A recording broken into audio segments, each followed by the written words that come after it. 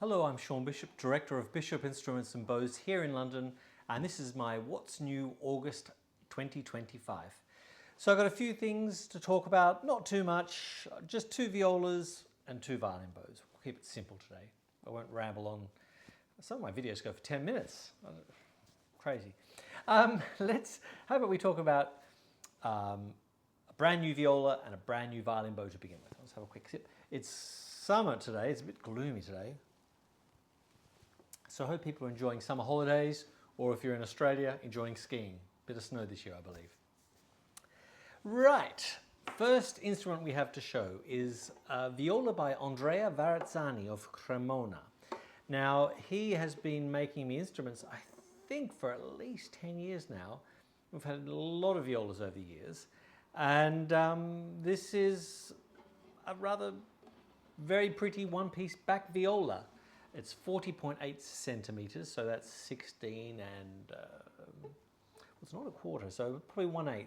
Yeah, 16 and 1/8 in old money, as they say. He's a very talented maker, very, very neat work. I really like his work. He sometimes antiques them, and we all sort of know that I get a little bit wound up about antiquing. And so this has had a bit of sort of 5% antiquing. But I think even that he doesn't really need to do. He's got a nice coloured varnish. My issue always is, are you adding something to the instrument by going bash, bash, bash, or are you taking away from the instrument?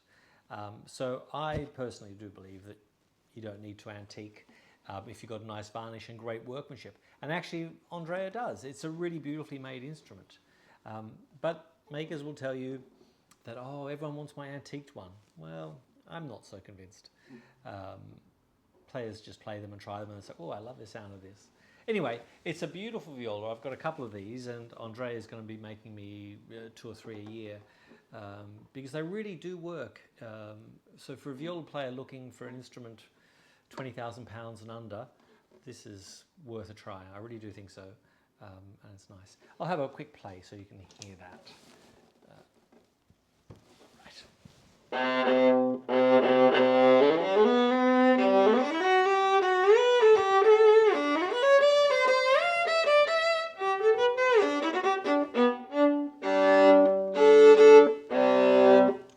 Not sure what these strings are. I think they could be dominants. I probably changed them to Varazzani Gold. They seem to be my viola string of choice at the moment. So yeah, I'll swap those over.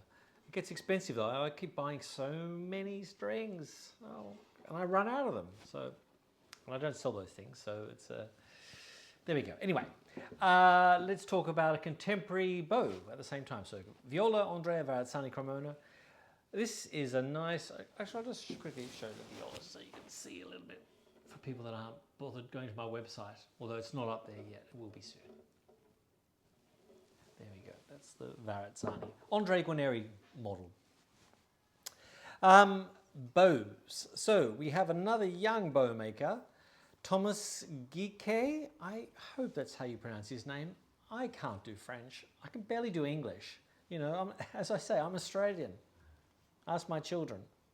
They're always saying to me, Dad, stop swearing. So it's part of my culture, I have to.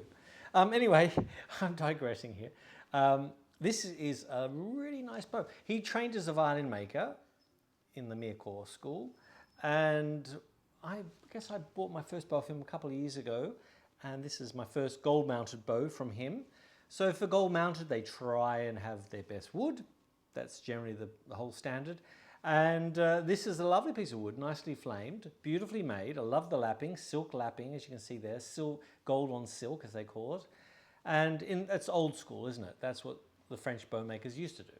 So when people just see normal, plain lapping, most of the good French bow makers did a bit of colour in their sartrerie, particularly a lot of blues, blue and silver. Very nice bow, and I like the wood on wood, so the frog doesn't have the metal slide underneath it. So I think for sound-wise, that's what I prefer. I think the wood on wood. Gold, of course, has become crazy. You know, the world's going crazy financially. So everyone's investing into gold, pushing gold prices up. So for poor old bow makers, it's incredibly expensive just buying this gold. And I'm myself know because I've been making jewelry. People don't know this. Made this ring. And I'm looking at buying some gold to start doing some gold rings and stuff. And it's quite bizarre. Gold has become more expensive. Silver's gone up a little bit more. Diamonds, I'm really digressing here. Of course, with the lab grown, which are identical to a normal diamond, are killing the diamond market. So if you've got a big diamond ring, I'm sorry, the value of that thing is plummeting. Stick with lab diamonds. Honestly, they're exactly the same. You're not buying into the hype that De Beers will try and charge you.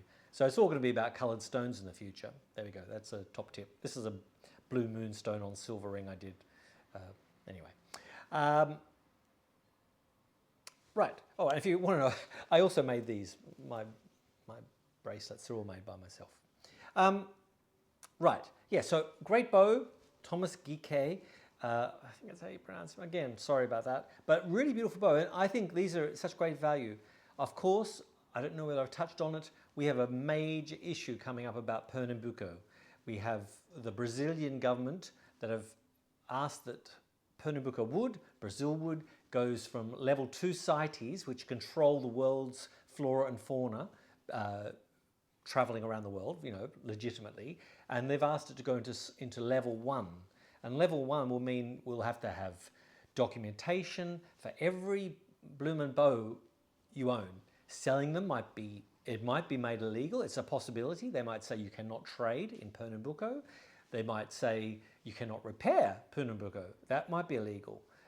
There's a whole lot of raft of areas that could be. Now, could you imagine how many string instrument bows there are in the world? Must be tens of millions of bows, and they might all need paperwork. So no one's thought this through. The Brazilian government definitely haven't thought it through. It's just purely political. Save our Brazilian woods. We're saving our rainforest. Well, we're talking a very small portion here of what wood is being used. And I believe that the bow making fraternity have planted hundreds of thousands of trees. And like a bow maker in their life is maybe using 1 or 2 trees. So we're not talking a lot. Mass produce, of course, is a bit different. But we can easily, sort that. Maybe we ban them from using bows. But anyway, stopping all of us with our wooden bows, which have been the history of violin for the last 200 years, seems slightly insane. Okay, so keep your eye out for CITES stuff on Facebook, Instagram, and stuff like that, because it's all happening, I think, November, December, that the meeting is happening. Just got to hope that common sense prevails. We'll see. Right, antique stuff. I have a viola here, which I've just taken into my possession, by Carlo Carletti. Very interesting maker, very fine maker. He was born in, oh God, I should have checked. He only lived to be, I think, just 60, something like that. But anyway, this viola was made about 1925 sort of period. He was from Bologna, just outside of Bologna. I'm not going to even attempt to say the name of where he's from. But he trained with Raffaele Fiorini, the last of the great Bolognese makers, and the last of the real 19th, 18th century style of makers. Raphael was definitely in that group. His son Giuseppe became a modern Italian maker, as we all know, ending up with Stradivari's tools, which he donated to Cremona. But back to Carlo, he's from the Bologna school of makers, but very different. I mean, he has the edge work, the sort of rope style we call it, so that's quite common in Bologna. But overall, you never look at his instruments, I don't think, and go down the whole Fiorini, Poggi, Polastri road. They don't really encompass that. Maybe the model is slightly Polastri-esque. If you think about the violins of Augusto, well, particularly his son Gaetano Polastri, the viola is in that similar sort of a model. It's a very personal model. But anyway, it's a very rare viola. I sold this 10 years ago to a London musician that has now retired from playing. And I bought it back. One thing about Carlo Carletti you can always tell is his scrolls are slightly on the, well, I would describe it as the Il Canone, the Del Gesù violin that Paganini owned, because they're quite a tight scroll, but yet sort of open in their turns. It's a strange look, and you see quite a little. I've seen a lot of that on other makers, not so much in Bologna, more Genovese sort of makers. Anyway, his scrolls, like I said, they don't go too deep in their fluting. That's what I mean. Fluting meaning that way. So they're quite flat in a lot of ways. But that's sort of a technical thing. But it's a rare viola. It's, I think it's, oh my goodness me, I haven't measured it. It's 40, tape measure? Don't worry, I've got a tape measure here. It's 40.8, I think, or 40, yeah, it's basically 16 inches, so 40.6. I'll give it a quick play. You have a listen. I'm going to set this up though.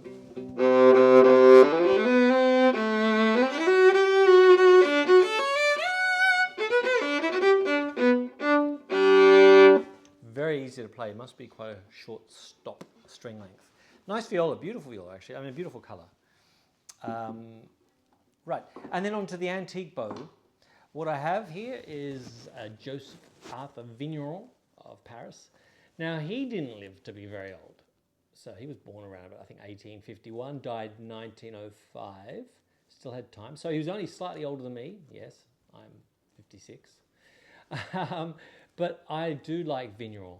His bows, to me, they have a real feeling of 19th century style. Yeah, a bit of a modern, they're still strong enough for today's modern player.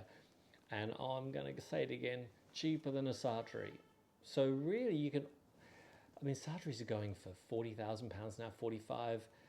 Vigneron, 20 to 25. So it doesn't really make sense that you could almost buy two Vigneron bows for the price of Sartori. So that would be my top tip. Don't get too excited about Sartori. Go out and buy some J.A. Vigneron bows. His son, Andrea Vigneron, also made to a very high standard. Not quite as good as his father, but they shared the same stamp, I believe, from memory. So it can be quite a little bit tricky to try and work it out. But this is a lovely bow from Vigneron. Probably made about 1890. Vigneron trained with J.J. Martin, Husson, from Mirecourt, of course. That's where all the bow makers went and trained and were born. Anyway, that's me for now. So have a great summer, have a great August, or have a great skiing if you're in Australia. And I will see you soon in September. Okay, ciao.